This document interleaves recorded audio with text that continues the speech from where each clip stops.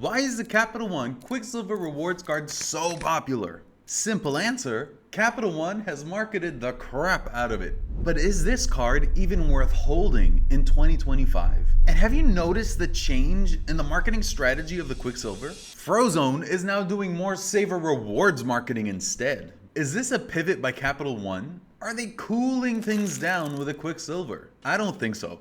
I'm betting that Frozone did such a great job marketing the Quicksilver card that they now want him to do the same thing with a Savor Rewards card. But we should be concerned. I literally sent a message to Capital One asking for numbers regarding the Quicksilver, which I'm sure they're gonna ignore. But at least I asked the question. And here's a question for you. Should the Quicksilver even be in your wallet in 2025? Let's find out.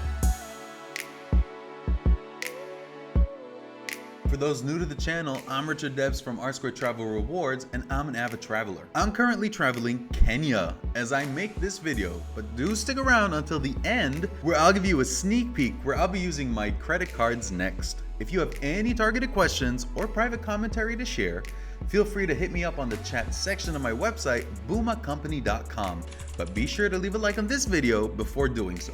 It's always interesting to see a celebrity promote a credit card that we all know for sure would never be in their wallet. Frozone for sure is not rocking the Quicksilver, neither is Nick, Jules, and definitely not Shaft. But do you know who might be rocking the Quicksilver? It's those new to credit and those interested in getting into the Capital One ecosystem. I'll explain my reasoning as I break down this card. Alright, let's start with the annual fee. The Quicksilver Rewards card has no annual fee. If you're a young gun getting started on your credit card journey, it's very important that you avoid getting sucked into paying annual fees. You need to grow into your credit card shoes before you start coughing up cash to credit card companies with the hopes of getting it back by using the credits offered on those cards. We all know that some of you fight way too hard to use up credits that you normally would never use.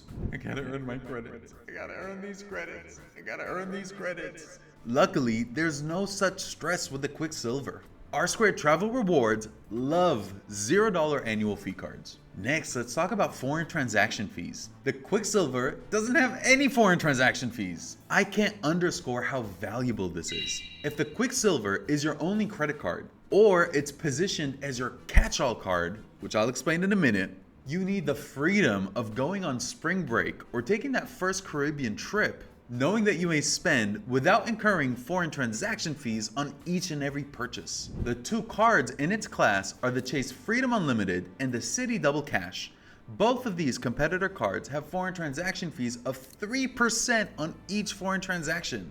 I'm a traveler first, so this concept hits hard, which is why I always advise new users to credit to begin their journey with Capital One credit cards. And you'll also thank me later when you're able to acquire the Elite Venture X card, while others are sharing their horror stories of being denied.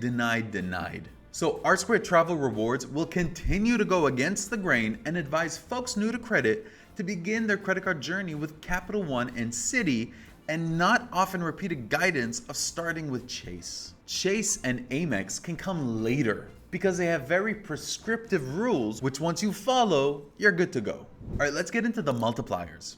You earn 5% cash back on Capital One Entertainment. Guys, Capital One Entertainment is a real thing.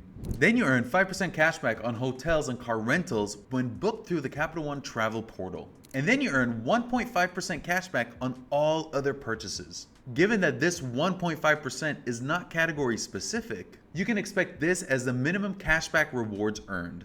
So this card will be your 1.5% catch-all card. Now when it comes to benefits, the card offers some benefits which you may read here. Okay, so is 1.5% cashback still good in 2025?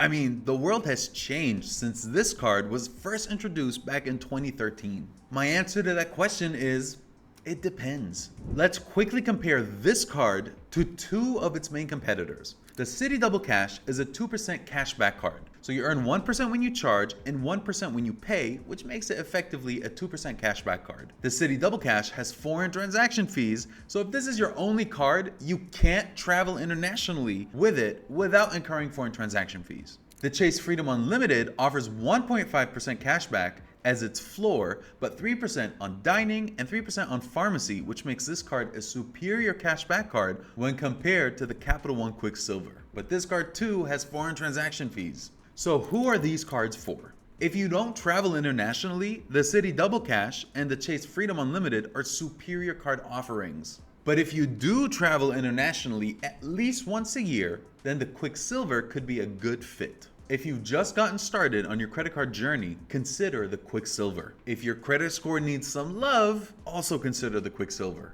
And if you bank with Capital One, where there are no fees and no minimum balances to maintain, then the Quicksilver could be a good fit for you. And for what it's worth, opening up a Capital One account is so easy. Check out my video here. However, there is one glaring issue with how Capital One positions a Quicksilver card. Capital One completely invalidates this card once you acquire the $95 annual fee Venture Rewards card. The Venture Rewards card offers 2x on all your purchases. And once you start earning 2x on all your purchases, the Quicksilver wouldn't have a real use case in your wallet. I still own my Quicksilver, even though I own the $395 Elite Venture X card. But that's only because I make credit card videos. And I love having firsthand knowledge of a card so that I may make videos based on experience. So here's the final verdict. Our original question was, should the Quicksilver even be in your wallet in 2025?